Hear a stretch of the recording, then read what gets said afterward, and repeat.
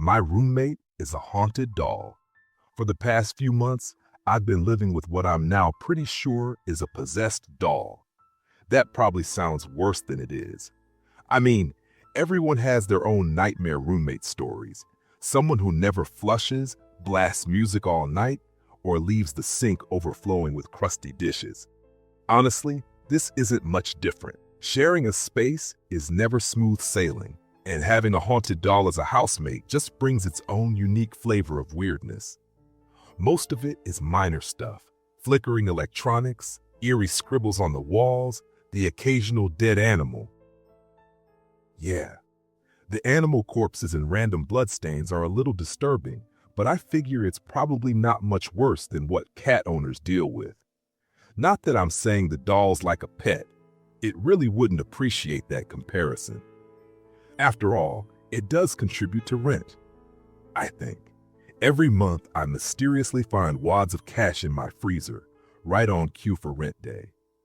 If that's not the doll's doing, then I have no idea where the money's coming from, but I'm not complaining. Surprisingly, the doll is also an excellent deterrent for burglars. The other night, someone broke into the house and started rifling through my stuff. Apparently, the doll didn't take kindly to the intrusion. By the time the police showed up, the would-be thief was curled up in a corner, shaking. I wasn't home at the time, so I didn't witness what went down. But according to the officers, the guy had torn out his own fingernails and clumps of hair in some kind of psychotic break. There was no sign of anyone else being in the house, and all he kept mumbling about were demons. They say he'll recover, eventually. But I'm getting ahead of myself. Let's rewind to the beginning. It all started when I posted roommate ads around the community college I go to. For days, there were no responses. Then one afternoon, while I was on my computer, I heard a single, heavy bang on the front door. Less a knock, more like someone had thrown themselves against it. When I opened the door, there was no one there. Just a filthy-looking doll sitting neatly on top of one of my torn roommate flyers. Naturally, I assumed it was a prank. I was pissed, thought someone was making fun of me for being broke, so I shouted into the street, "Joke's on you, asshole. I've always wanted a creepy doll. You're not getting this back." Out of pure spite, I kept it.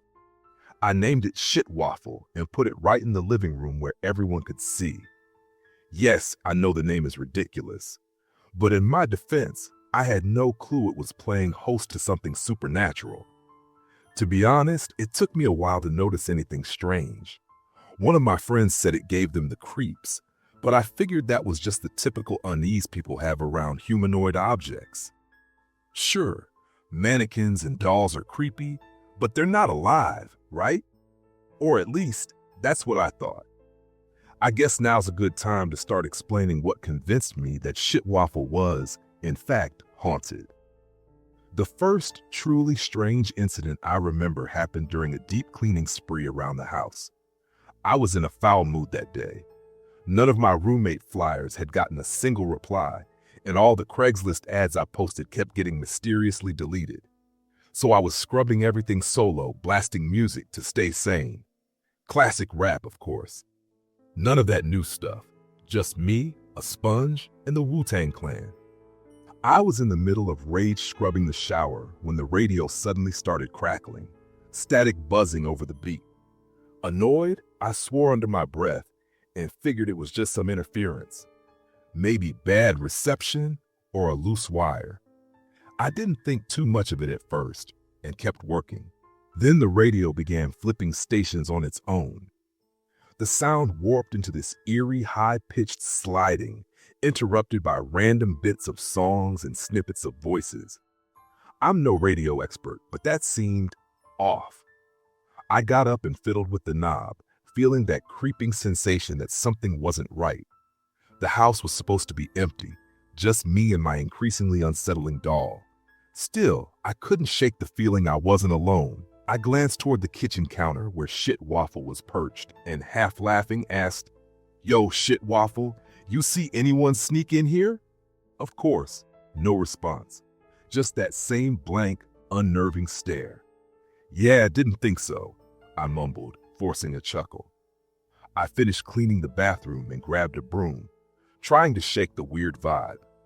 About 5 minutes later, while wrestling a stubborn dust bunny into the pan, I noticed the radio had changed again, this time to smooth jazz. What the hell?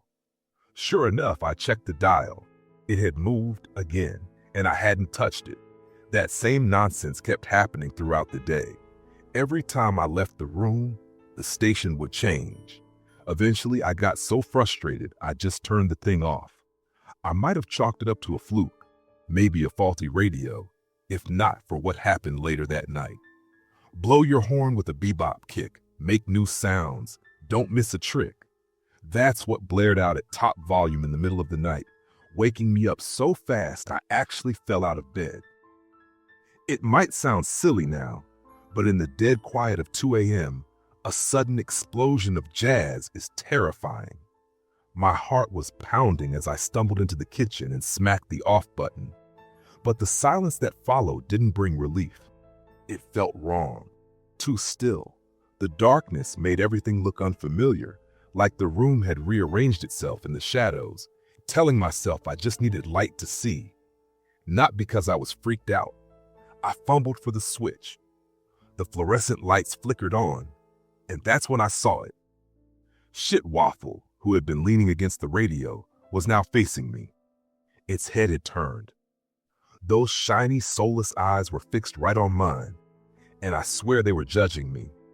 Like it was silently screaming, "You turned off my music, asshole." I'd rather not go into detail about the rest of that night. Let's just say I completely lost it, and after that, the paranormal activity stopped. By morning, I managed to convince myself it was all just a dream, a trick of the shadows. I felt kind of stupid for overreacting.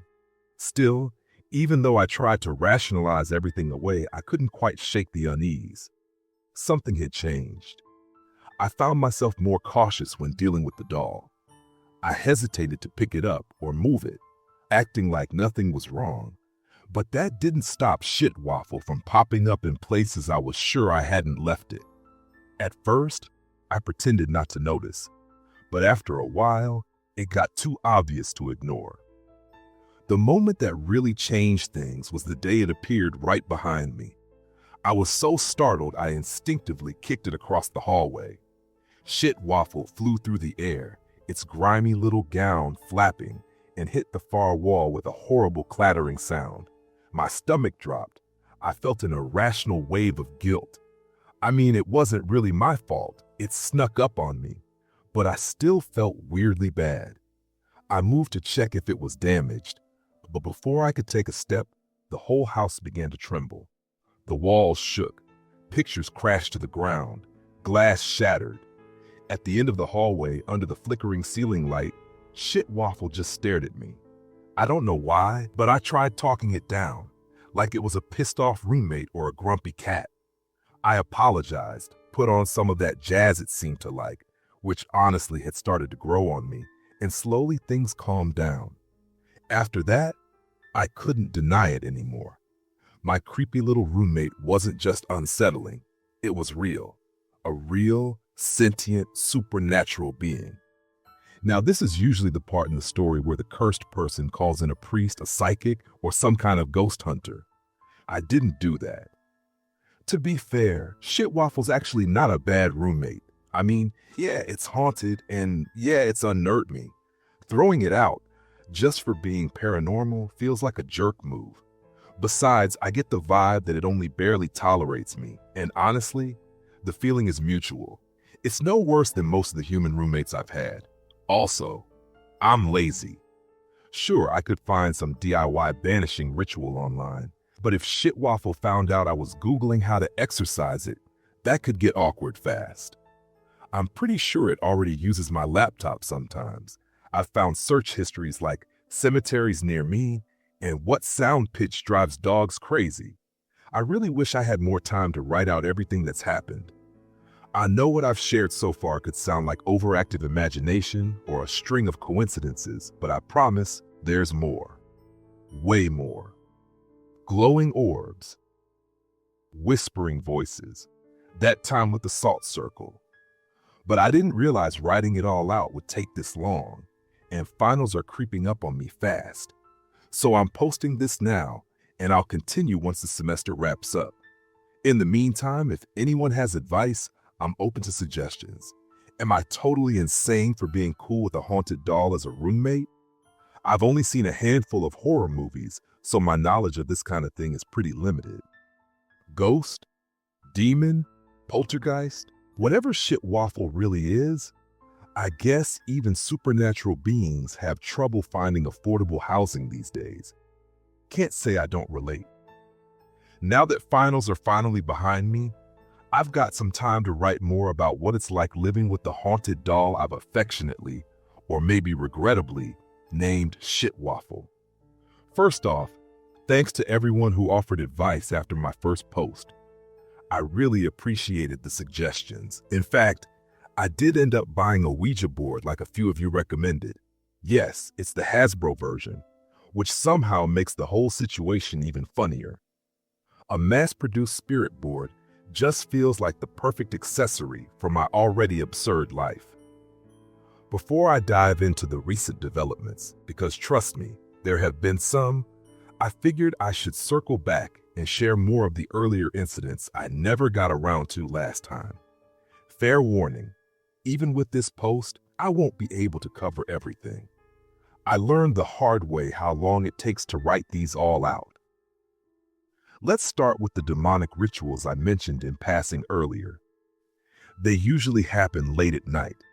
I've never actually seen one, I just hear them. I'll be lying in bed, half asleep, when distant chanting and the sound of shuffling footsteps drift in from the living room. And because I am a shameless coward, I never go to investigate. I either shove in some headphones or roll over and try to sleep through it. In the morning, the only signs anything happened are the faint lingering smell of smoke and sulfur. No blood, no melted furniture, no scorched runes etched into the floorboards. Just a trace of brimstone in the air. So hey, if Shit Waffle wants to host little demonic get-togethers, I guess it could be worse. At least they clean up after themselves. That said, the first time it happened, absolutely terrifying. It was around 3 a.m. My room was pitch black, and I woke up to this horrific chorus of voices right outside my door. My entire body locked up. You'd think that hearing something like that, strangers in your house growling and muttering in unknown languages, would spark instant fight or flight. But all I could do was freeze. Just lie there, staring at the ceiling, too afraid to move a muscle. There's something paralyzing about being in the dark, completely still, knowing something is right on the other side of the door. I became convinced that if I even shifted in bed, they'd hear me, that moving would invite whatever was out there in. I stayed frozen, pretending I didn't exist, like some primal defense mechanism had kicked in. The voices were the worst part. You know those videos where animals like dogs or cats make weirdly human-like noises? Some people think it's cute, like a dog rasping out an "I love you." Well, imagine that, but with the deep, raspy vocal cords of a crocodile trying to sound like a person. That's the best way I can describe what I heard. Guttural, strained, wet-sounding attempts at speech, somewhere between mimicry and mockery. Needless to say, those talking dog clips don't do much for me anymore. By the next morning, after my brain stopped panicking and let me form coherent thoughts again, I reminded myself, Shit Waffle doesn't allow uninvited guests. If anything, it's protective of the house. And I guess it makes sense. It might want to have some company over. Even haunted dolls probably need a little socialization now and then. So I've been trying to accept it, more or less. These days, when the rituals get too loud, I'll knock on the wall and yell, "Hey, keep it down, I'm trying to sleep." Surprisingly, they do. That doesn't make it any less creepy, but I guess I appreciate the respect. The orb phenomenon is definitely less intense compared to everything else.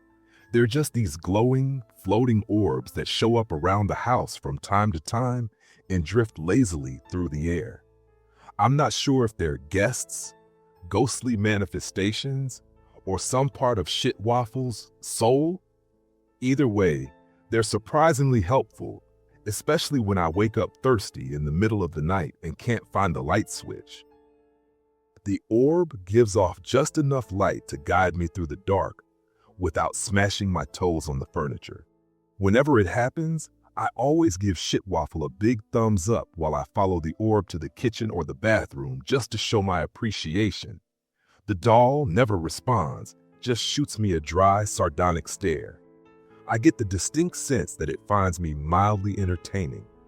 One time, a friend of mine was over while an orb was floating around. It was during the day, so the glow wasn't quite as noticeable, but she was still super impressed. She's always been into ghosts and the paranormal, and told me excitedly that orbs are often connected to spirits with unfinished business, keeping them tethered to this realm. I vaguely remember hearing something like that in a movie once, so I guess it's possible. Later that afternoon, after she left, I decided to have a little heart-to-heart with Shit Waffle. "Hey, Shit Waffle," I began, sitting across from it on the couch. "How are you?"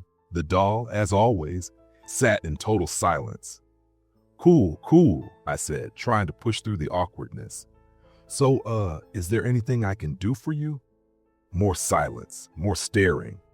"I mean, do you need help with some kind of unfinished business? You know, closure, so you can move on to the next plane of existence or whatever?" At that, Shit Waffle actually turned its head to look directly at me, and it looked deeply offended. "Okay, damn, no need to glare at me like that," I said, hands up. "I was just asking, if you don't need inner peace or any of that spiritual crap, that's totally fine. Less work for me, honestly. Just thought I'd check in, see if you were good." Apparently, that answer was acceptable. The doll's posture slumped slightly, slipping back into what I've come to call its relaxed indifference mode. Figuring I could use some relaxed indifference myself, I plopped down next to it on the couch. "Want to watch some TV?" In response, the television powered on with a faint hum, flipped through a few static-filled channels, and settled on a nature documentary. No remote needed. I have to admit, that part's actually kind of cool. I wish I could turn on the TV like that. We spent the evening watching lions rip into zebras in almost companionable silence. I'd love to say that it was a bonding moment, that we got closer or had some kind of breakthrough. But then the next morning, as I was rushing to get ready for class, I tripped over the edge of the carpet and landed flat on my face. Behind me, Shit Waffle started giggling hysterically. So, yeah. Still a little bastard. There's more I could rant about, but if I don't stop here, this is going to get way too long, and I still need to cover everything that's gone down in the past week. The biggest development recently has definitely been the Ouija board. I picked one up over the weekend for cheap, thinking it might help me communicate with Shit Waffle, because, you know, communication between housemates is important. The instructions said it required more than one person to operate properly, so I called up some friends to come over and help. You know you've got good friends when they'll drop everything to help you hold a seance for your haunted doll. Juan even brought snacks, which was a bonus. The only one who didn't show was Peter, but honestly, I can't blame him for being freaked out. Most of my friends had already experienced strange things around Shit Waffle, so they knew I wasn't making any of this up. Unfortunately, that's also made people a bit hesitant to hang out at my place. Not that I mind, we still have plenty of fun downtown or at other people's houses. Still, it had been a while since I'd had that many people over. It felt weird, but also really nice to hear laughter and banter filling the house again. That's one of the things I love about my friends. Even in bizarre or slightly unnerving situations, they find ways to make it fun. We all gathered around the table, the Ouija board in the center, with Shit Waffle seated in a place of honor watching from the middle of the table. We went through all the proper steps to open the board, then greeted the spirit and asked it to reveal its true name, just like the instructions said. Nothing. We asked again. Still nothing. Juan started getting nervous and said it felt like the doll was annoyed with us. Third time's the charm, right? We asked one more time. Suddenly, the planchette twitched and then jerked across the board under our fingers. Fuck off. We all kind of laughed nervously. One of us, can't remember who, joked, "Wow, after all the effort we put into throwing this party for you and you won't even talk to us? Rude." Apparently, that pushed Shit Waffle over the edge because the planchette moved again, sharper this time, practically dragging our hands with it. Stupid. A tense silence followed, everyone starting to realize that maybe this wasn't going to be a friendly chat. Everyone, that is, except Lucy. Lucy's favorite pastime is poking metaphorical hornet nests. "Oh," she said, voice dripping with sarcasm. "So that's your name? Nice to meet you, stupid." Before we could process what was happening, the planchette shot across the board, first to no, then straight to the letter U. "No U?" Lucy wheezed, practically rolling off her chair. "Oh my God, what are you, 5? I shot her a look and told her to knock it off, but she was too far gone, crying with laughter. A couple of the others looked horrified, while some were clearly trying not to laugh. In the middle of all the chaos, the doll vanished. I found Shit Waffle later that night, sulking in the closet. Now, I'm not entirely sure what happened with the Ouija board. Maybe Shit Waffle really was offended and resorted to childish name-calling out of frustration. Or maybe its real name actually started with U, and we just got interrupted before it could finish. There's also a decent chance Lucy was messing with us the whole time, totally within her personality. The idea that an ancient, mysterious entity would just go around calling people stupid kind of ruins the whole haunting mystique, doesn't it? So yeah, the Ouija board session was a bit of a bust. But honestly, I wasn't expecting much. It's hard to take spiritual guidance seriously when it comes from something made by Hasbro. Lastly, I should probably touch on the whole Shit Waffle name situation, since some people seem concerned. Yeah, it's a little crude, but I don't think the doll really cares. It always seems too detached and aloof to be bothered by something as petty as what I choose to call it. That said, if the messages on the Ouija board were actually from the doll, maybe it's not quite as indifferent as it pretends to be. I guess we'll see. I'll keep updating my observations of my delightfully eccentric, possibly demonic roommate. First off, let me apologize if my writing seems a little distracted today. I'm currently trying to stop a haunted doll from stalking my plumber. If you haven't read my earlier posts, that sentence probably sounds completely unhinged. I get it, but I promise, with context, it all makes a lot more sense, or at least as much sense as anything in my life can make anymore. Ever since I ended up living with a possessed doll, normal has taken on an entirely new definition. These days, a typical afternoon includes more glowing orbs and disembodied screams than I ever thought possible, back before I posted that fateful roommate ad. So yeah, I think it's fair to say I've lost a little of my grip on reality. Naming the doll Shit Waffle probably didn't help matters. Anyway, back to the present. Right now, the plumber's in my bathroom trying to fix the toilet, which has refused to flush for a few days. Normally, I'd be suspicious of my housemate, given the history, but in this case, I'm pretty sure Shit Waffle isn't the culprit. I mean, I'm always careful about what goes down the drain, unlike some of the nightmare roommates I've had in the past. Those horror stories are for another time. Plus, it's not like Shit Waffle can use a toilet.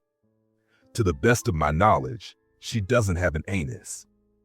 I haven't done a full inspection or anything, but that seems like a pretty safe assumption, right?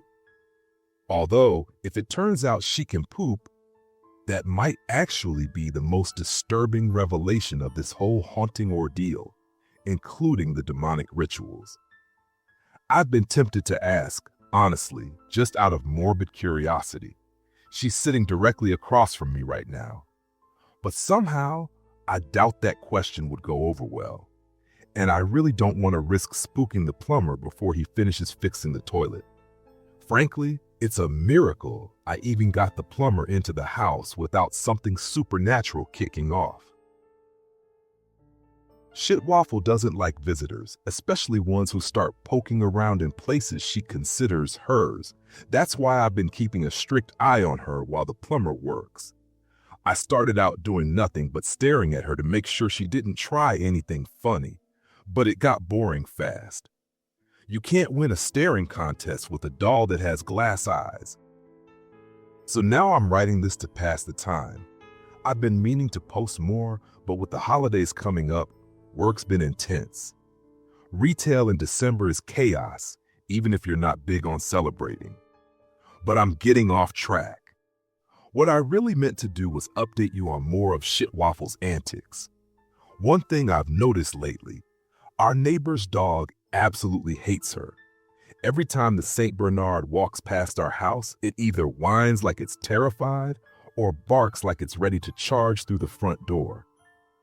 No in between. Apparently, the feeling is mutual because Shit Waffle goes out of her way to antagonize the neighbor's dog. Sometimes it's simple, like perching in the window and staring at the poor St. Bernard with those dead glassy eyes whenever she's let out into the backyard. Other times, it's a bit more theatrical. One time, I caught Shit Waffle setting the dog's food bowl on fire every time she tried to eat from it. Literal flames. The first few yelps of surprise were kind of heartbreaking, but after the 5th or 6th time, it just got annoying. Like, come on, if your food keeps spontaneously combusting, maybe stop trying to eat it? My neighbor, of course, thinks it's some neighborhood prankster. She's always complaining about damn kids these days and how they're tormenting her dog for fun. I just nod, give her my best sympathetic face, and grab my mail so I can escape back inside. I mean, what am I supposed to say? Yeah, sorry, it's not kids. It's my possessed doll who enjoys psychologically torturing your pet. To be fair, maybe evil is a little strong, but Shit Waffle is absolutely a passive-aggressive asshole. Like the other night, I had just stepped out of the shower, ready to brush my teeth and head to bed. The bathroom was pleasantly steamy, the mirror fogged up with little beads of condensation. I stood there for a moment, breathing in the warmth, enjoying the rare peace. It felt calm, quiet, relaxing. One of those rare post-shower moments where everything feels okay. This isn't creepy silence, I told myself. This is peaceful silence. This is nice. Then I leaned forward to spit out the toothpaste, and suddenly, all the warm air got sucked from the room like someone flipped a switch. Goosebumps prickled up my arms like static. Fuck, that's cold, I yelped, jerking upright. And that's when I saw it, writing on the mirror. Thin, delicate lines traced into the fog, too precise for any human finger. And I swear it hadn't been there a second ago. I shivered. Rinse, the message read. I glanced down. My foamy toothpaste was still clinging stubbornly to the sides of the sink, inching sluggishly toward the drain. You micromanaging little bastard, I shouted. I was going to rinse. God. I splashed water into the sink, not because the haunted doll told me to, okay? I always rinse my spit. Well, most of the time. Sometimes. Whatever. No one's perfect. But seriously, why does a doll even care? It's not like she uses the sink. Forgetting all about the icy air, I stormed out of the bathroom in nothing but my ratty old towel, on a mission to confront my roommate. I found Shit Waffle sitting with an infuriating sense of calm on my bookshelf, right next to an open copy of 20th Century Dolls, from bisque to vinyl. What the hell was that back there? I demanded, clutching my towel with as much dignity as I could muster. Freezing me to death isn't exactly the best way to ask for something. I stopped mid-sentence, frowning. Wait, where did that book come from? See, I take pride in knowing every single book I own. You wouldn't guess it just looking at me, but I love to read. Growing up, I spent most of my free time in the public library, My shelves are filled with everything from Shakespeare to Maya Angelou to half-destroyed Magic Treehouse paperbacks. But this was a glossy picture book about vintage dolls, and I was absolutely certain I'd never seen it before. Later on, I'd find myself lying awake wondering how a haunted doll even gets a book. Do they walk into stores like tiny customers, clutching crumpled bills in their little hands while the cashier has a mental breakdown? Or maybe, more realistically, they steal them. I sometimes imagine dolls in miniature cat suits rappelling from the ceiling to swipe books off counters. It's become my go-to mental image whenever I zone out. But at the time, only one thought hit me. Is that porn for you? Shit Waffle blinked slowly, then turned back to the book without answering. Wait, no, you don't get to ignore me. I snapped, shaking the water from my hair. We still need to talk about the mirror stunt. The doll gave me a distinctly unimpressed look. Okay, fine, I admit it. I'm not always great at rinsing out the sink, I conceded. But you really overdid it with the spooky writing and the supernatural AC blast. If something's bothering you, you can just say something. I can't promise I'll always be perfect, but I will try to listen. To my surprise, Shit Waffle paused and gave me a long, thoughtful glance, like she was seeing me for the first time. For a second, I felt hopeful. Maybe this was it. Maybe we were finally starting to communicate like actual housemates, like two beings sharing space instead of silently tolerating each other. Or maybe Shit Waffle was just checking me out in my dripping towel. By the way, I added, suddenly curious, why do you even care if the sink's clean? She raised one porcelain arm and pointed toward my towel. At first, I assumed she was making fun of my outfit, or lack thereof. Then it hit me. You bathe in the sink. Her head tilted in a tiny, deliberate nod. That's freaking adorable, I blurted out before I could stop myself. She glared at me. I'll make sure to keep the sink clean from now on. And if I start leaving a little hand towel beside it at night, well, that's nobody's business but mine. Anyway, speaking of bathrooms, the plumber sounds like he's having a rough time in there. I keep hearing splashes and gasps coming from the other room, but Shit Waffle is still sitting right across from me, so I don't see how it could be. Wait, the plumber just sprinted out of the bathroom like something out of a horror movie. I'd better go check on him. Quick update. I don't have time to get into all the details right now, but whatever just went down in the last hour, 100% Shit Waffle's fault.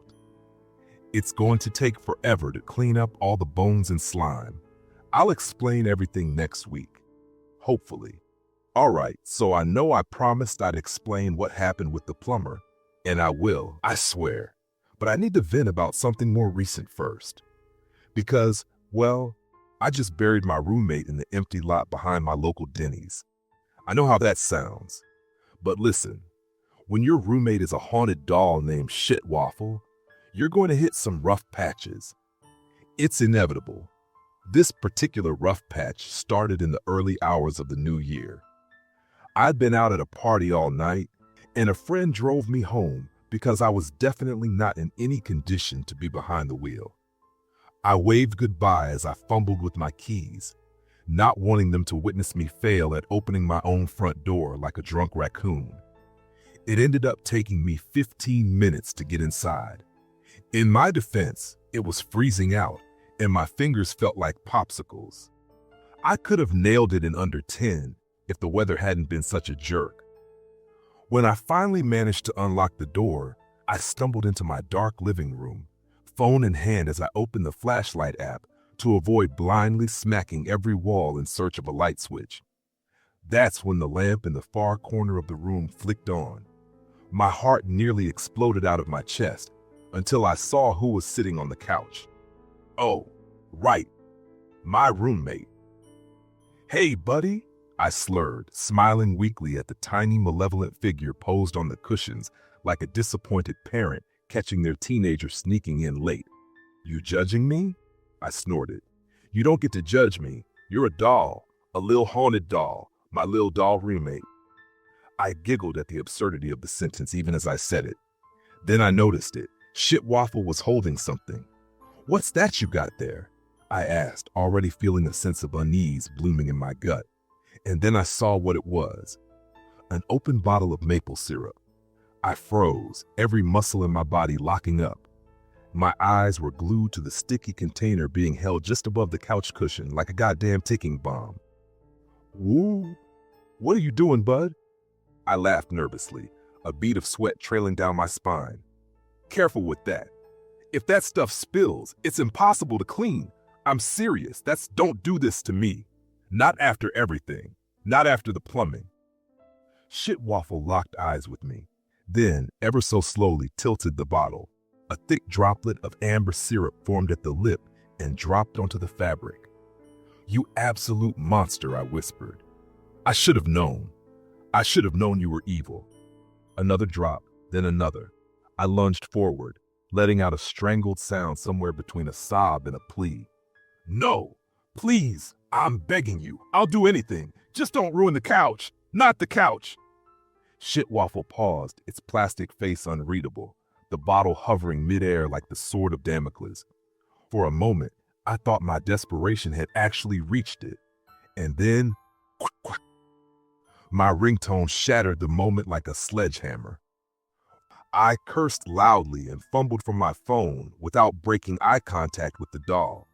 It was Peter, still tipsy and wondering if I was still at the party. "No, I'm at home," I said slowly, my eyes still locked on the bottle of maple syrup dangling above the couch. Peter must have picked up on the tension in my voice because he suddenly sounded much more sober. "Are you okay?" he asked, concern creeping into his tone. "There's a situation," I muttered. "Can I call you back?" "Oh God, is it that doll? I told you to get rid of that creepy thing." At those words, Shit Waffle's tiny face twisted into a terrifying mask of rage. I knew instantly my couch was doomed. I dropped the phone and hurled myself toward the doll, hoping I could at least reduce the damage. I did not. Apparently, all the reflexes I developed catching baseballs in middle school weren't enough to stop the syrup from sloshing onto the couch. Half the cushions were instantly soaked in sticky amber goo. Something inside me just snapped. I let out a guttural, wordless scream. The couch was ruined. My beloved, faithful couch. The one I built pillow forts on as a kid. The one that had followed me through every move, always waiting in the corner like an old friend. And now it was drenched in syrup. I don't think Shit Waffle expected the feral energy I unleashed in that moment. Honestly, I surprised myself. But that raw, irrational fury was the only reason I managed to overpower the supernatural little gremlin and stuff it into a cardboard box I'd been meaning to throw out for weeks. An impressive victory, if you ignore the part where I was sobbing uncontrollably while fighting a foot-tall porcelain menace. So yeah, it was a ridiculous scene. Then came the burial. I marched, wild-eyed and still in my party clothes, to the vacant lot beside the local Denny's at 4 a.m. The ground was frozen solid, but I dug anyway. Every now and then I had to stop shoveling just to drag the cardboard box back to the pit, since it kept trying to inch away. I noticed the diners watching me from behind the restaurant's big windows, dozens of confused faces, pancakes paused mid-bite as they stared at the weirdo burying something mysterious in the dirt before sunrise. I hadn't expected an audience. Who knew so many people went to Denny's that early on New Year's Day? Honestly, the whole situation was sad. But then again, I was the one burying a cursed doll at 4 a.m. behind a Denny's, so I'm not exactly in a position to judge anyone. When I finally stumbled back home, every muscle in my body ached from the digging, and my head was pounding with the onset of a hangover mixed with total exhaustion. And there, waiting on the front steps, caked in dirt, scowling with pure rage, was Shit Waffle. Because of course she was. "Fuck!" I sighed, trudging up to the doll and unlocking the front door. "I'm too tired for this crap. Whatever. Come on in, you little fucker." With smug satisfaction, Shit Waffle levitated off the ground and zipped into the house like a self-satisfied poltergeist. Somehow, after all that, we just went back to our usual, relatively peaceful coexistence. I guess screaming at and then burying your haunted roommate alive can be oddly therapeutic. As for Shit Waffle, once she got over her annoyance, I think she actually found the whole ordeal kind of hilarious. We've been getting along better since then, almost like we finally accepted each other as actual roommates instead of just two entities reluctantly sharing a house. We even found a song we both love, Biggie Smalls feat. Thomas the Train Engine. Yes, it's exactly what it sounds like. Biggie's rap laid over the Thomas the Train theme. It's ridiculous, and it slaps. That said, I haven't completely forgiven Shit Waffle for the plumber incident. So, okay, here's a summary. After the guy bolted from my bathroom like he'd seen Satan flossing in the mirror, I chased him down and eventually managed to calm him enough to talk. Here's what Miko the plumber told me.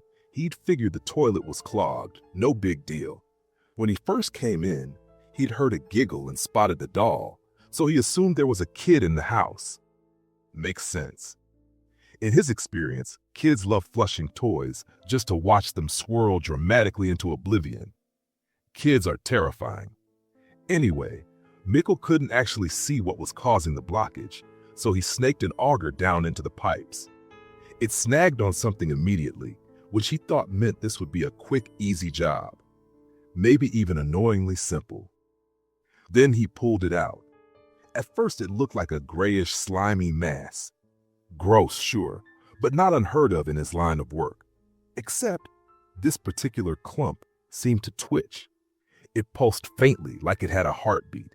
The surface gleamed with a sickly sheen, and if you looked closely, you could just make out a web of delicate veins running through its semi-transparent body. Naturally, Mikkel was deeply unsettled. He told me he'd never seen anything remotely like it before. And this is a guy who once found a half-dissolved snake in a public urinal. He tried to breathe through it, told himself he was overreacting. Just because something's unfamiliar doesn't mean it's unnatural, right? Right? He told himself to just finish the job and quit overthinking. The toilet still wouldn't flush, so Mikkel fed the auger back in. He could feel something down there, definitely solid. With more effort, he finally managed to pull out another blob. This one was bigger. Still that awful grayish mess, like every flavor of Jell-O mashed into one unholy amalgam, but firmer, more structured. Most disturbing of all was the tiny, rhythmic movement at its center. A pulsing organ, beating softly, still alive. Fine, delicate threads extended from it, as if it had been torn from something larger. Was this some sort of creature? Some kind of meat that refused to die?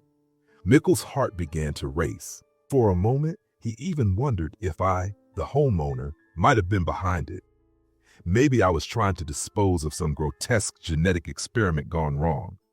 But then he shook his head. No, that was ridiculous. He just stayed up too late watching Star Trek with his daughter. So he pressed on. Bit by bit, Mikkel kept pulling out more of the blobs. The pile was growing, and oddly enough, it began to seem like the toilet drain led into a space much wider than any plumbing system should. Each new chunk was more revolting than the last. Many had tiny bones inside them, old, brittle things. Muckle's mind went wild again. What if this was the work of a serial killer? What if someone had been flushing living tissue down the pipes and it had rotted into gray mush, but never quite died? Muckle, it turns out, has a very vivid imagination. That's when he shone his flashlight down the drain, and something stared back. A yellow eyeball, perched on a long, quivering eye stalk, blinked up at him from the darkness. Mikkel froze. The next moment, a deep, guttural rumbling began to rise from below, a rushing, growling sound that built and built until he couldn't take it anymore. He turned and ran for his life. I think that last noise was just the toilet finally flushing. But I wasn't about to say that to the poor guy. After chasing him down and assuring him that I wasn't a serial killer or a mad scientist or in any way responsible for the gray blob life forms, he eventually calmed down. We actually managed to have a pretty rational conversation about it. Together, we agreed that the best course of action was to go back inside and take another look. We stepped into the bathroom and immediately froze. The tile walls were streaked in gray slime. It coated nearly every surface, except for one part. Words had been scrawled cleanly into the goop, unmistakably in Shit Waffle's handwriting. The portal has been closed. Wow, I said, staring at the mess.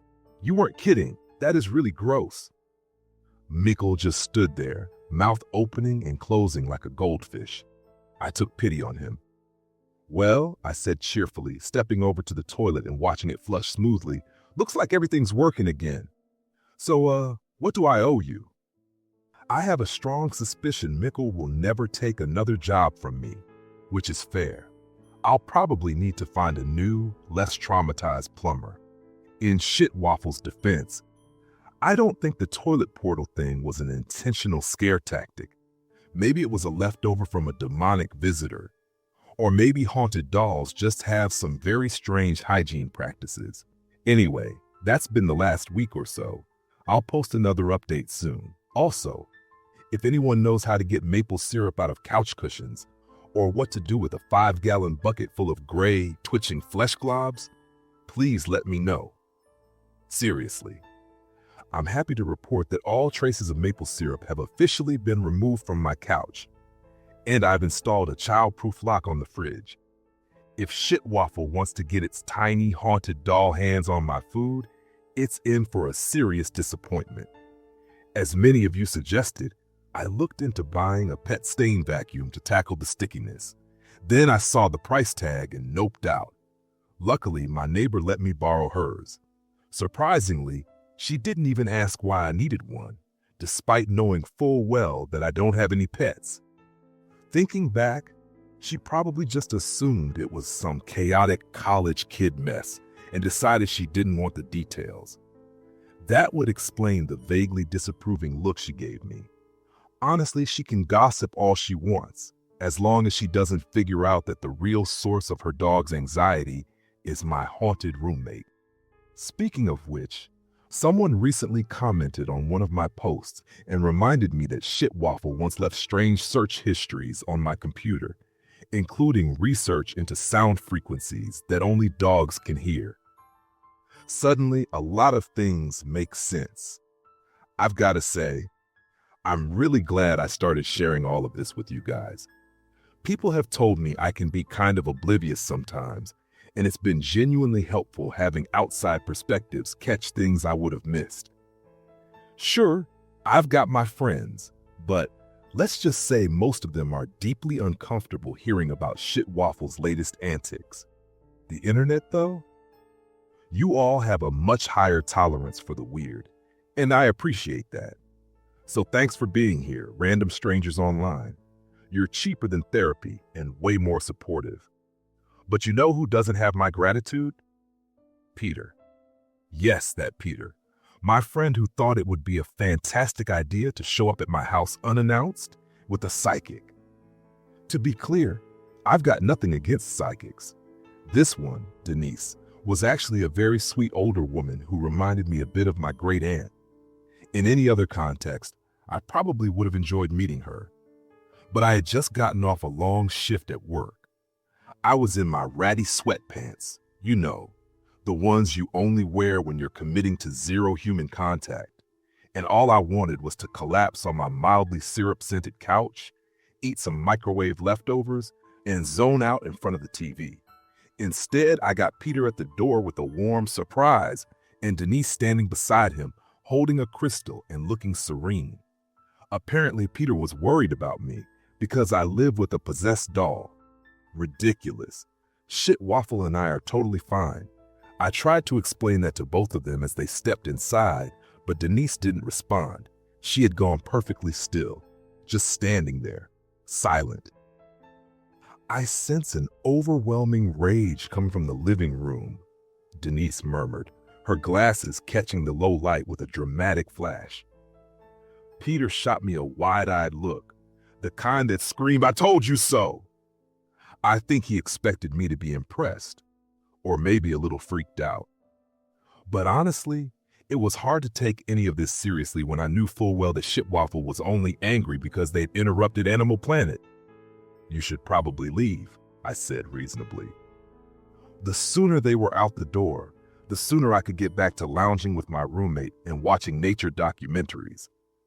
"Don't worry, my child," Denise said soothingly, completely misreading the situation. "Its negative energy cannot harm me."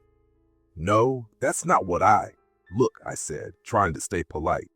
"I appreciate you checking in on me," I lied. "But has the entity ever tried to harm you?" she interrupted, her voice dropping into a serious whisper. "Nope," I replied at normal volume because the whispering was starting to annoy me. "You broke your ankle the first week you got that thing," Peter hissed. "And what about all those weird bruises?" I groaned. "Okay, first off, let's not bring up the shampoo incident. It was embarrassing, and it had nothing to do with Shit Waffle. And second, if you're seriously claiming that you've never had random bruises you can't explain, then you're lying. That happens to everyone." "What about the burglar?" Peter pressed. "The one who ended up in the hospital because of that creepy little doll?" "You bet your ass I'm dismissing that," I snapped. "The guy was trying to break into our house." "Our house?" Peter repeated, incredulous.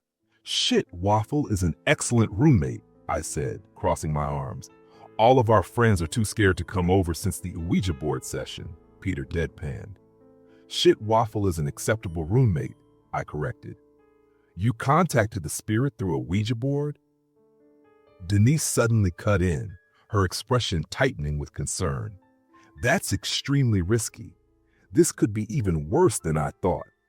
Before I could explain that Ouija boards are mass-produced by Hasbro and scare me about as much as a Power Ranger action figure, she was already striding into the living room.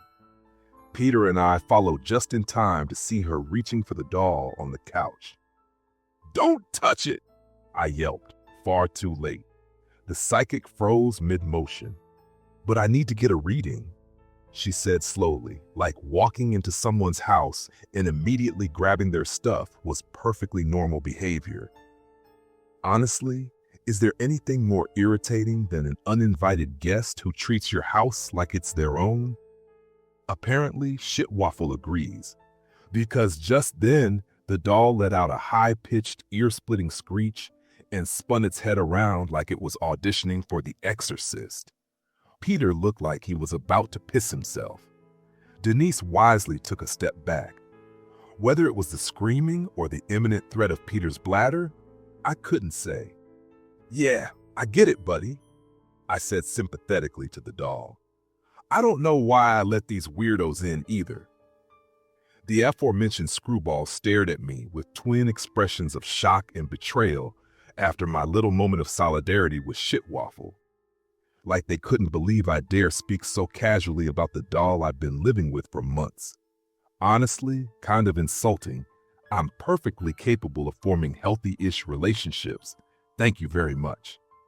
"That thing, it's not a human spirit," Denise said, her voice trembling with urgency. "Don't you understand? This isn't Casper the Friendly Ghost. It's a demon possessing a vessel." I'll admit, I wasn't expecting a pop culture reference from someone who looked like she just wandered off the set of a 1970s commune documentary. Sure, Casper's a bit dated, but it's the effort that counts.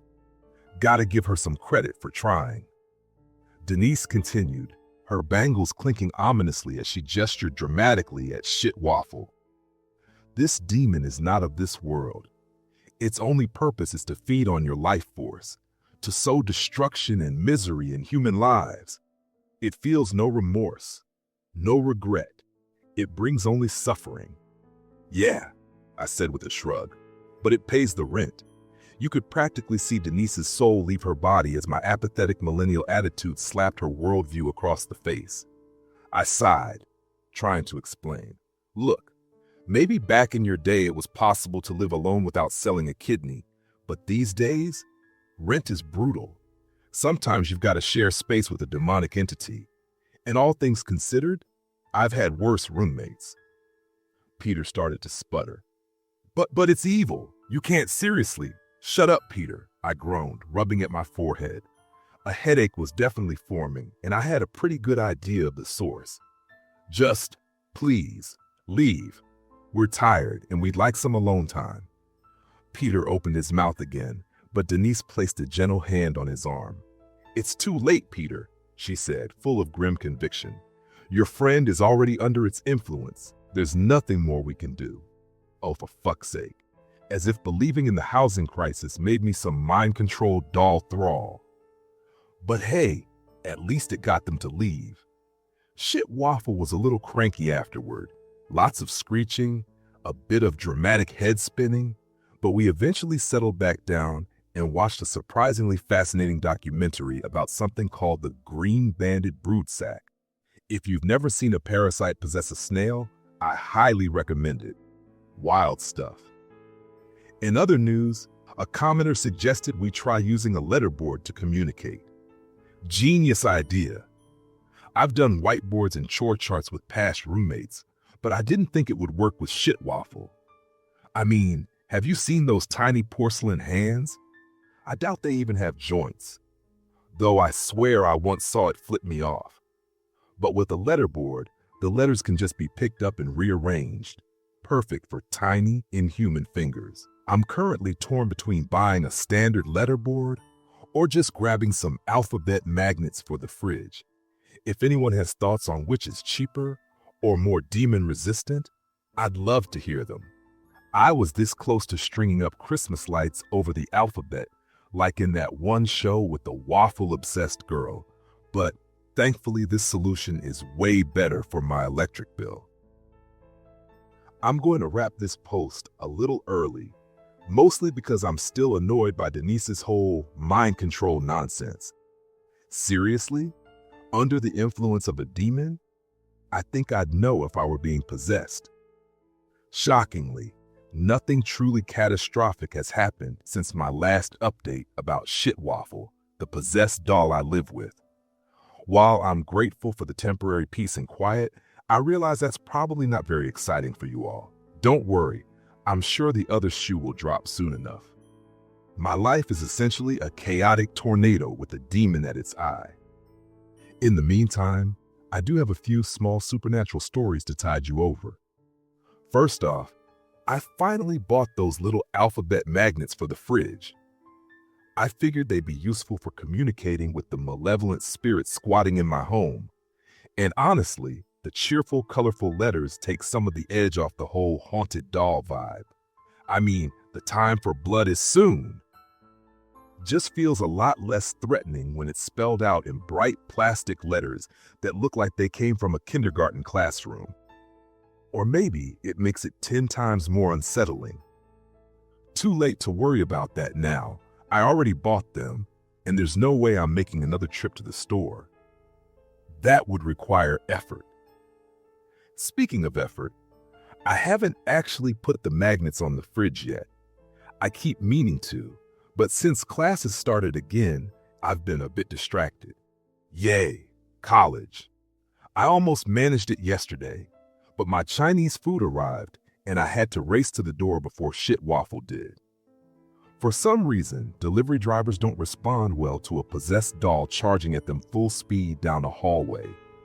And personally, I like my food not dropped in terror onto the pavement, so I've gotten really fast at answering the door first.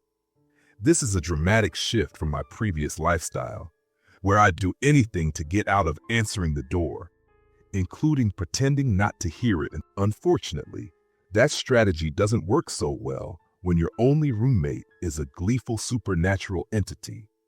Now I react to the doorbell like I've been professionally trained. The other day, I was hanging out at Juan's apartment since none of my friends will come to my place anymore. Gee, wonder why.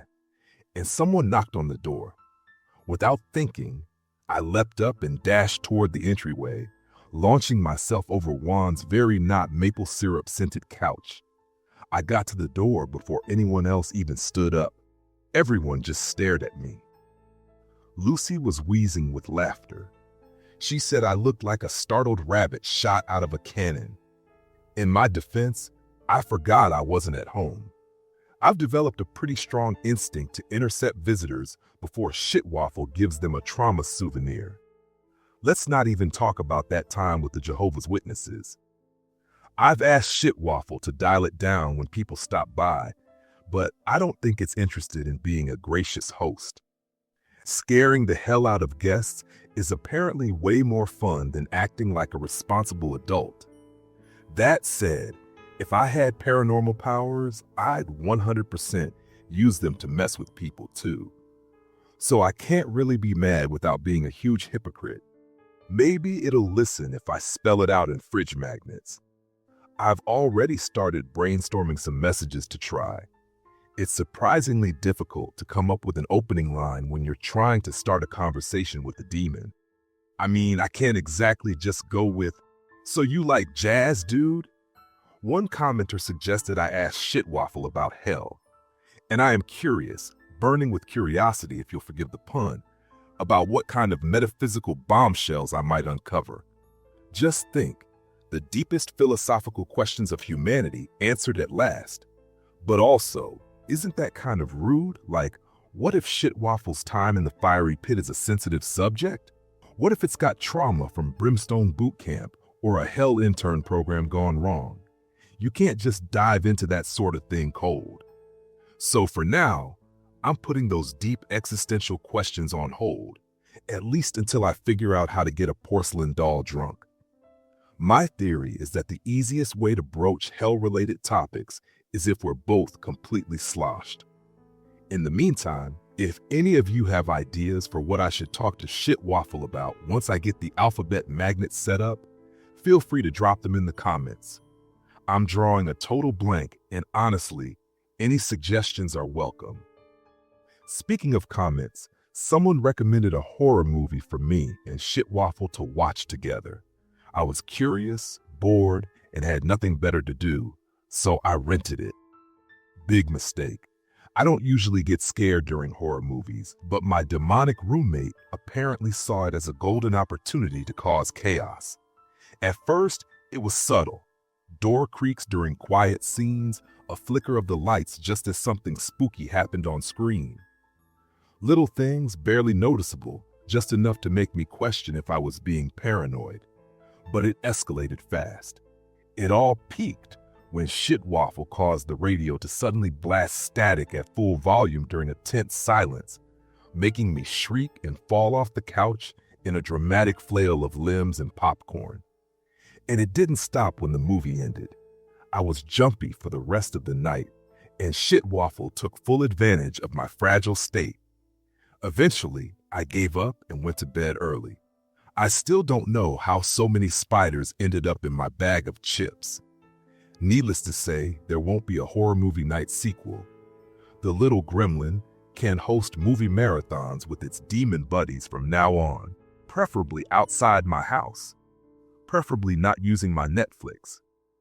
Also, those demon buddies will not be getting into my fridge again, thanks to the very effective child-proof lock I installed.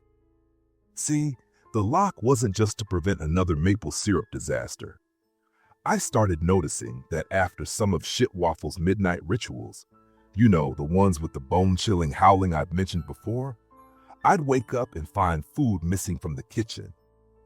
And I don't mean just a few chips or a soda. I mean entire meals mysteriously gone, with only suspicious slime trails left behind. Hence the lock. I knew Shit Waffle couldn't be the culprit. Dolls can't eat. Or at least I hope they can't. Can you imagine a doll with human teeth? Horrifying. And besides, the food only ever disappeared after one of those chaotic nights where the house was clearly hosting otherworldly guests. I tried asking Shit Waffle to tell its demon friends to please stop raiding my kitchen, but the doll just gave me a helpless little shrug. I guess parties get out of control no matter what dimension you're from. What's weird is the specific stuff they always take: ketchup and citrus fruit. That's it. No snacks, no leftovers, just every lemon, lime, or orange I have, and my poor defenseless bottle of Heinz. Do they chug the ketchup straight? Do they squeeze it onto lemons first? I honestly don't want to know. Whatever unholy culinary rituals they're performing in the dead of night, I refuse to be part of it. But like I said, not anymore. Thanks to my handy-dandy child-proof fridge lock, those uninvited condiment connoisseurs won't be getting into my food again. Am I underestimating the intelligence of demons? Maybe. But then again, maybe not. I've met exactly one of Shit Waffle's friends, and let's just say I wasn't impressed. This happened a few weeks ago, actually, but I didn't have time to talk about it earlier. Now that things have quieted down a little, I figured I might as well share the tale of the first time I met one of Shit Waffle's demonic companions face to face. It started with a text near the end of my shift at work. One of my friends had driven past my house and decided to drop off his old textbook. You know, because textbooks cost more than gold these days, and he'd already passed the class. He assumed I was home, since he saw movement behind the curtains. So he walked up and raised a fist to knock. And then remembered I wasn't there. That's when he noticed the noise. From close range, he could hear manic, gleeful cackling coming from inside. He never told me what happened next. Honestly, I think he was too embarrassed. All I know, my phone started exploding with frantic texts. Dude, something's in your house, and it's moving.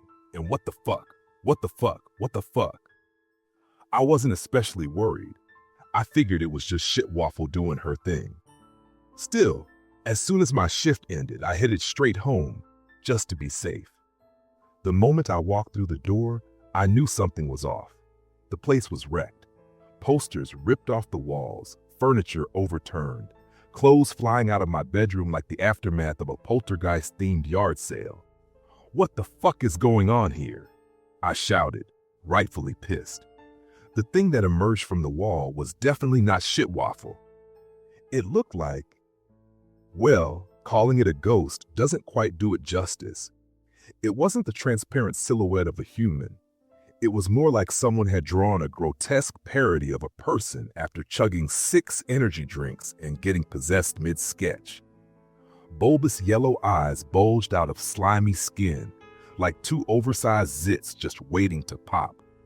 Its mouth stretched disturbingly wide, lined with rotten teeth that clattered together every time it laughed. And it laughed a lot as it zoomed around my living room, causing chaos. I spotted Shit Waffle on the couch, clearly mortified by its guest's behavior. Seriously, this is who you hang out with? I asked, hoping my roommate had better standards. Shit Waffle gave off a pulse of shadowy energy that vibrated straight through my bones, a wordless message of embarrassment and quiet regret. The poltergeist stopped its mayhem momentarily, turning toward the doll. Leave? But we're having so much fun, it said, voice wet and squelchy like a sneeze trapped in a garbage disposal. Fun's over. Get out, I said flatly. I was ignored. The thing responded by upending a full bag of pretzels onto the rug. With a deep, world-weary sigh, I turned and walked into the kitchen, returning moments later with a broom. The creature grinned, apparently mistaking this for a sign that I was about to start cleaning up its mess so it could joyfully scatter it again. Clearly, it had never been chased out of a house with a broom before. Out, motherfucker! Whack! Shoo! Whack! Get whack! Out!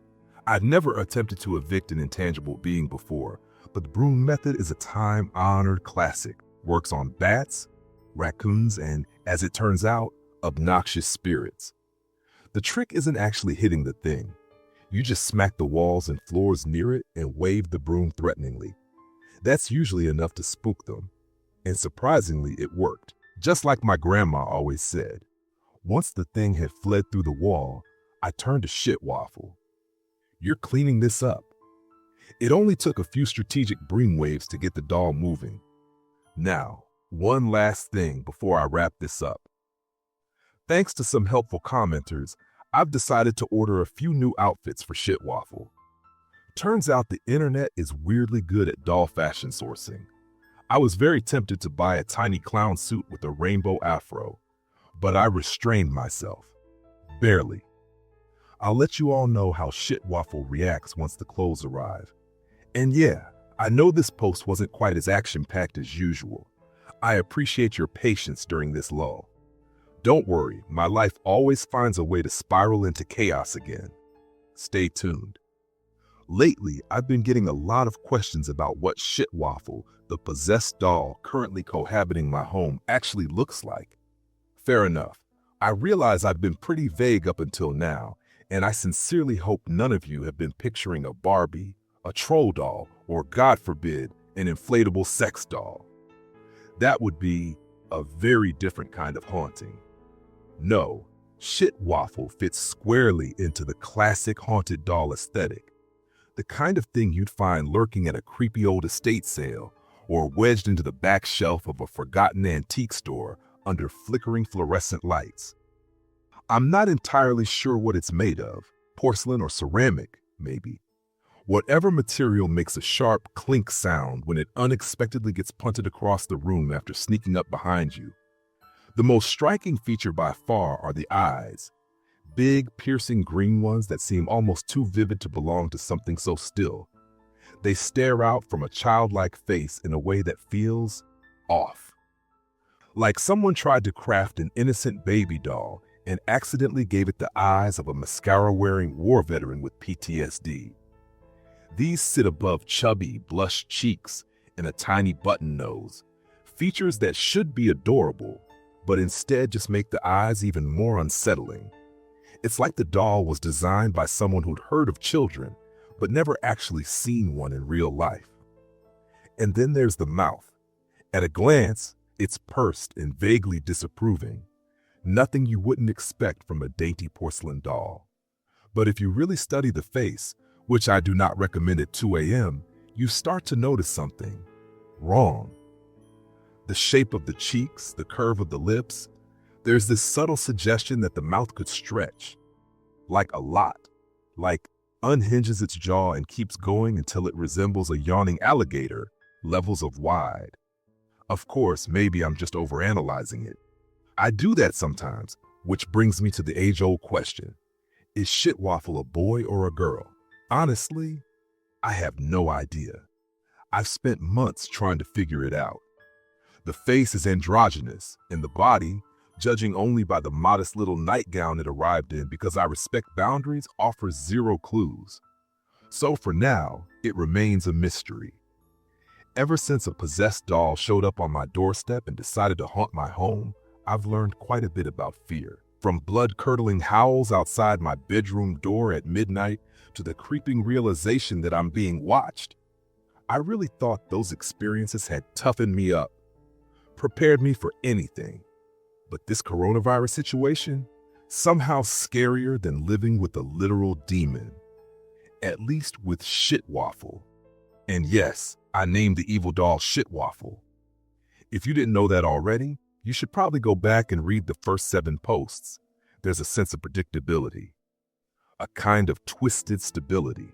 Like, if Shit Waffle ever does kill me, which seems unlikely now that we're on pretty chill terms, life will still go on. People will keep walking the streets, friends will gather to drink and laugh, and entitled customers will continue demanding to speak to the manager over things no one can control, like the shade of a dress. Weird as it sounds, that's a comforting thought. Knowing the world won't grind to a halt just because I do. It's not that I have a death wish.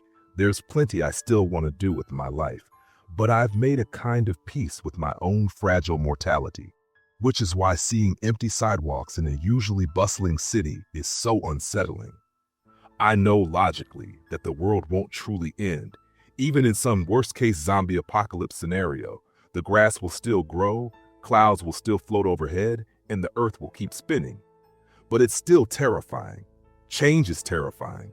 And even if things return to normal after this pandemic finally ends, we won't be the same. Not really. Okay, this is getting a little morbid. Isolation does weird things to your brain, gives you way too much time to think, and rewatch old movies over and over again. Who knew a global crisis could be both mind-numbingly boring and existentially terrifying? Orson Welles once said, "There are only two emotions on a plane, boredom and terror." That's exactly how it feels. Only instead of being stuck on a plane, we're all stuck on our couches, bored out of our minds, interrupted only by sudden spikes of stress like how the hell am I supposed to pay rent when I can't even go into work anymore? And after you've worn yourself out panicking, it's right back to the monotony. I'm sure I don't have to explain this to you. We're all in it together. Fortunately, for me, I've got a roommate who's extremely distracting. Anytime I start spiraling too hard, something in the house will suddenly burst into flames or start floating. Keeps me on my toes. I'm not sure if Shit Waffle does it on purpose to snap me out of my funk or if the doll's just as bored as I am. But either way, I guess I'm grateful. Well, not grateful that I had to spend an entire weekend scrubbing soot off the walls. But you get the idea. There's not much else to do around here anyway. I've even taken up arts and crafts. Yes, arts and crafts. Not something I thought I'd revisit after kindergarten, but turns out it's actually kind of fun. Sadly, I'm short on actual art supplies, so I've had to improvise. Most of what I've made looks like the kind of abstract trash sculptures you find in front of random gas stations in the middle of nowhere on a road trip. Still, I'm kind of proud of the stuff I've been making. Sure, most of it is constructed from cut-up pajama pants or old glass bottles, but hey, I made it with my own two hands. That's got to count for something. Shit Waffle, however, doesn't seem to share my enthusiasm for the arts. Case in point, after spending hours figuring out how to sew a tiny face mask for my doll roommate, it repaid my hard work with an act of heartless destruction.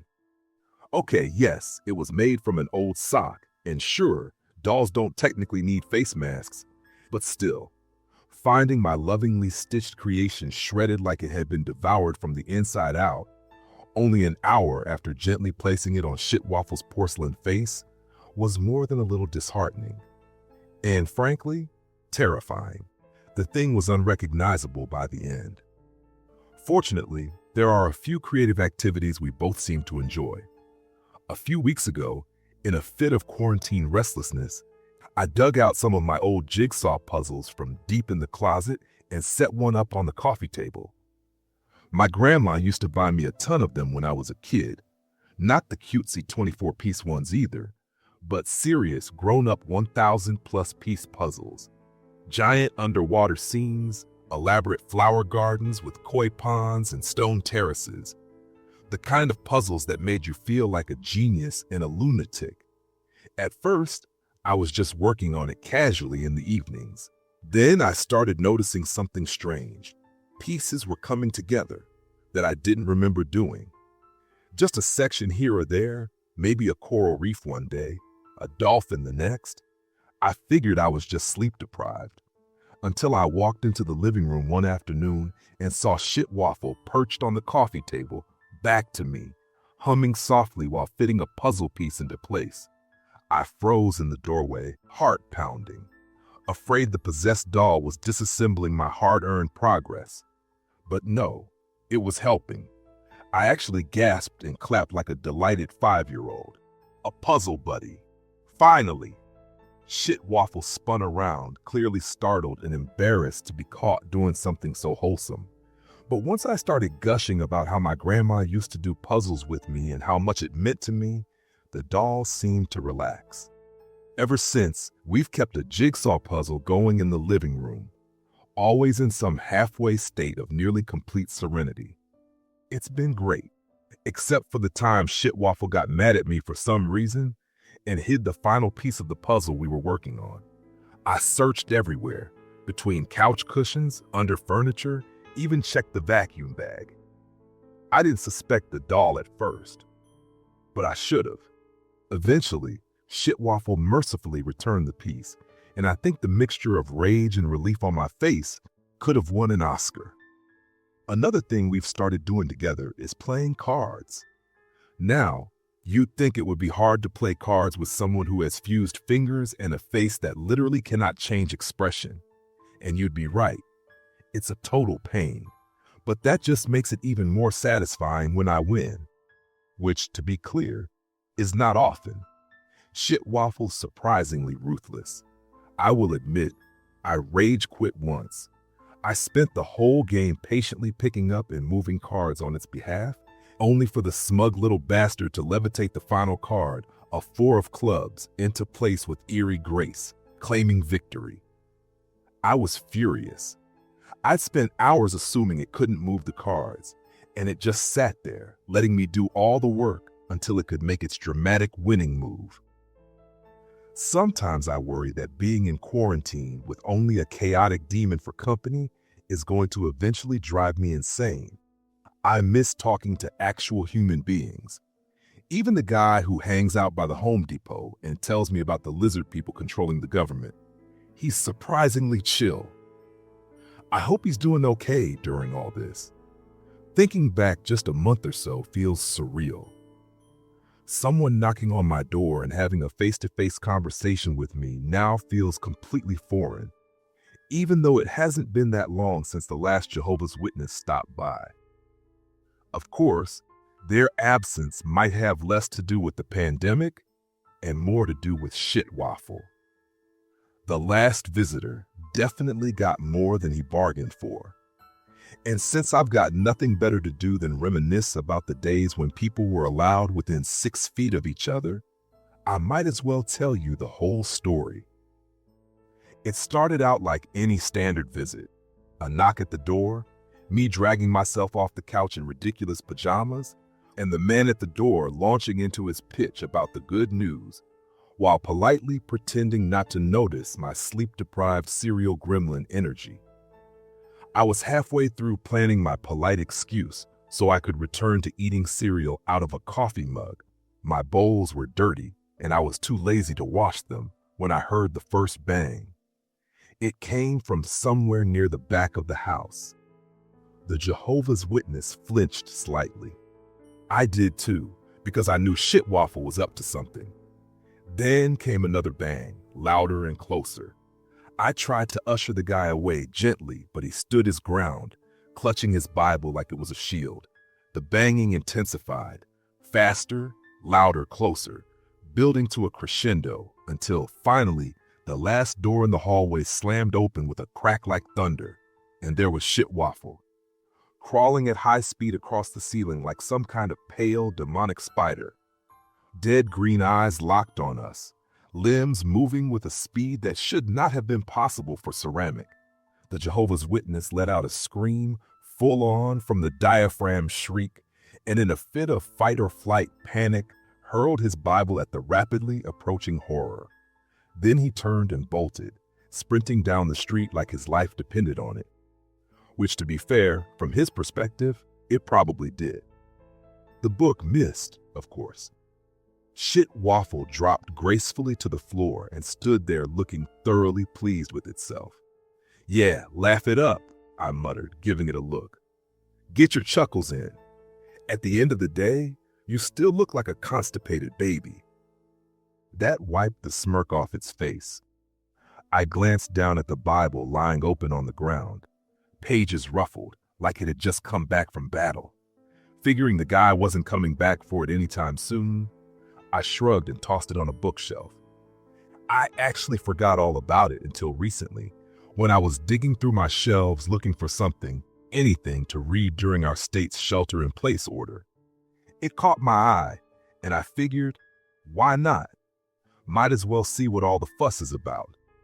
Plus, given my living situation, I thought maybe I'd find something useful on demons. So far, I've only made it through Genesis, and let me just say there's a lot more incest than I was prepared for.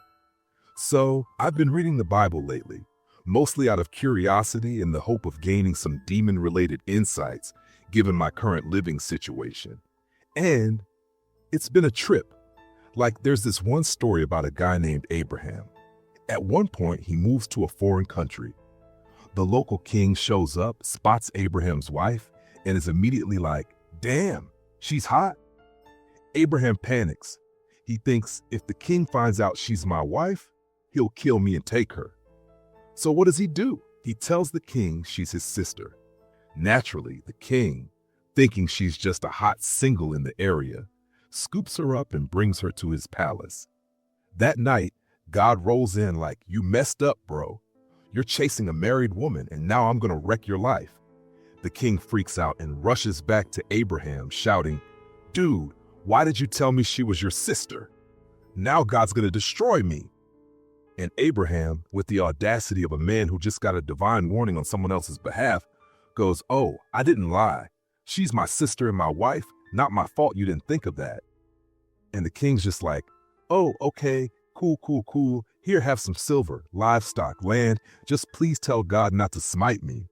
And that's the end. Everyone walks away richer.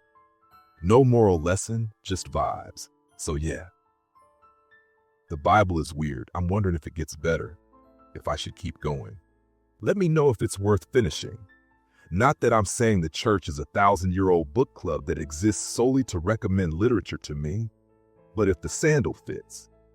Anyway, I'm not even sure I should keep the Bible in the house. Shit Waffle really doesn't like it. The moment I started reading it, the doll vanished for days. It didn't leave the house. I know that for a fact. The strange bumping and scraping inside the walls gave it away. Plus, every other living creature avoids my home like it's cursed. Which, yeah. Not that I'm complaining. Free pest control, after all. Though I would have appreciated a little warning before the first time I found a decapitated raccoon head on the porch. Looking back, I think Shit Waffle may have actually been trying to scare me during those early days, and I feel kind of bad for not noticing. But things are better now. We've got a good rhythm going. Just the other night, I was all cozy in bed when I realized I'd left the lights on. I was not about to get back up, so I called out, "Hey, Shit Waffle, can you turn off the lights?" To my surprise, my roommate actually obliged. Sure, the power went out in the entire house for 12 hours, but hey, the lights were off. Honestly, it warms my heart to know Shit Waffle cares in its own terrifying way. Anyway, I was just about to post this when something happened. And trust me, you'll want to sit back down for this one. Boy, do I have a story to tell. You know how in movies, ghosts always have some kind of unfinished business they need to wrap up before they can move on to the next plane of existence? Well, I just saw that happen in real life. Before you panic, no, it wasn't Shit Waffle. My chaotic little demon roommate is alive and well, or unalive and chaotic, and still causing mayhem around the house. Honestly, I'm not even convinced Shit Waffle is a ghost at all. It seems more like a demon than the spirit of a dead person. Anyway, I was at the DMV yesterday. I'll spare you the boring details of why I was there. Just know it was the usual tedious nonsense, nothing exciting. If you've ever been to a DMV, you already know what I mean when I say those places don't feel right. Time doesn't behave normally there. The air somehow manages to be both stale and oddly electric. The glowing screen with flashing ticket numbers slowly hypnotizes you until you forget what words even are. I firmly believe every DMV is a pocket dimension, detached from our reality, existing in a weird liminal space where logic and social norms are gently unraveled. Once, I ran into two of my exes while waiting in line at the DMV. I hadn't seen either of them in years, and none of us lived in the same area anymore, so running into both at once was unsettling. We tried to catch up, but it was awkward, as you can imagine.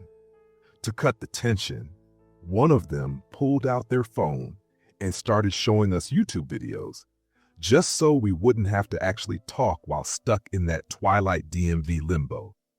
The videos were strange. I couldn't really follow what was going on, probably due to the dissociative effect of the DMV itself. All I remember is some unidentifiable creature speaking in soft, eerie rhymes.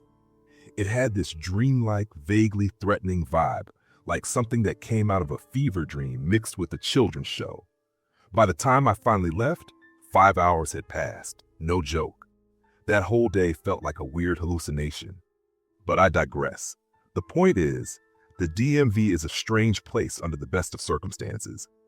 And in the middle of a pandemic, it's even weirder. With the crowd capacity way down, the place felt unnaturally empty. The wide, echoing room lacked its usual chaos and body heat, and instead just amplified the weird aura that always lingers there. Somehow, without the jostling crowd of irritated humans, the DMV became more uncanny. The day I went to the DMV, it felt like a ghost town, pun fully intended. Despite being the only person in line for some god-awful reason, I still had to wait. A long time. Bureaucratic forces beyond my mortal comprehension were clearly at work behind the scenes. So figuring I might as well take care of business while I had the chance, I wandered off to use the bathroom. Now, I'd never actually been inside a DMV bathroom before. Usually, I'm too afraid of losing my place in line, and the second I finish my paperwork, my top priority is getting the hell out. But this time, I had time to kill. As I stood there listening to the sound of my own pee echo through the vast emptiness, I found myself wondering if it had always been that loud, or if it was just amplified by the uncanny silence of this cursed building. That's when the fluorescent lights overhead flickered once, twice, and then went out entirely. Instant panic. My first thought, they were closing, and I was going to get locked in, which for the record, is one of my top 10 irrational fears. But then I noticed it, an eerie, familiar greenish glow leaking out from underneath one of the stalls. Oh, thank fuck, I sighed in relief, no longer rushing to zip up. It's just a ghost. Thanks to my cohabitation with Shit Waffle, I've had a few ghostly encounters before, but never outside of one of the haunted doll's infamous house parties. I wasn't sure how to react, especially when a low, mournful moan came from the glowing stall. The sound was so heavy with pain and longing, it punched me right in the gut. "Do you need some toilet paper?" I asked, knowing the horror of reaching for a roll that isn't there. "New, I need. To go," the ghost groaned. "Ah, constipation," I nodded, slowly washing my hands. Brutal. That's the worst, man. It hit me then. Maybe this poor soul had died while desperately needing to poop. Their unfinished business was literally business, a final bowel movement never fulfilled, a spiritual constipation. But then the real horror dawned on me. Ghosts can't poop. They physically can't. They're incorporeal. That meant this poor soul was doomed to spend eternity in gastrointestinal torment, unable to relieve the urge for all time. I couldn't let that happen. "I'm coming in," I said gently. "But don't worry, my eyes are closed," I added quickly. I didn't want to risk seeing ghost junk or violating any spectral boundaries. With a determined grunt, I kicked the stall door open and fumbled around until I found the toilet handle. I yanked it down, hard. The toilet flushed with a loud, echoing swirl. I kept my eyes shut until the sound faded, then slowly opened them. The green glow was gone. The only light came from the exit sign above the door. It worked. The symbolic act of flushing the toilet had freed the ghost. The psychosomatic need to take a dump had been satisfied. Later, I realized I may have just flushed the ghost straight down into the sewer system. But by that point, I was already home, and there wasn't much I could do. Shit Waffle, of course, thought it was hilarious. Oh well, I did what I could, and I think at the end of the day, that's what really matters.